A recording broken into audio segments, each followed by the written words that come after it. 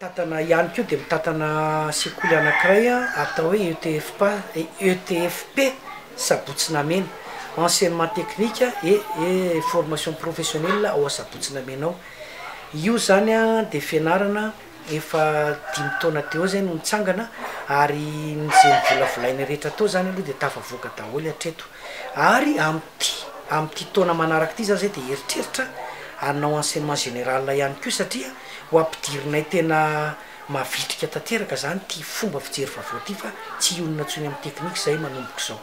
Ny tapavitreanay zany dia niakatra isa-taona dia tamin'ity zany zay nanao 75% ho an'ny bac, dia ho an'ny BEP zay nanao 100% tamin'ity taona ty. Zay moa zany anay satria lycée zany aloha zao le ao am'izao lycée technique. Ny rentrée anay 2015-2016 moa zany dia amin'ny 15 octobre zao no miditra. Ary ny saram-pianarana zany eto aminay aloha zany dia za masamy teny fa tena mirary dia mirary.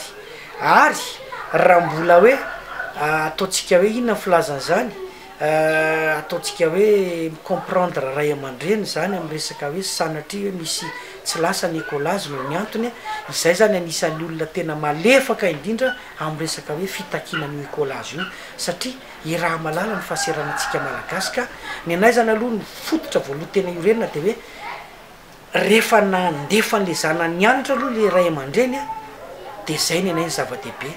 Ny écolage dia zao tsy hoe tsy ilaina le écolage satria ny fomba hanodonana an'le fianarana, fa afaka mba mijery fomba fijery maro dia maro zay ao amin'ny fandoavana an'izay écolage satria le zaza mianatra aloha ny anay zany no vaindohan-draharaha.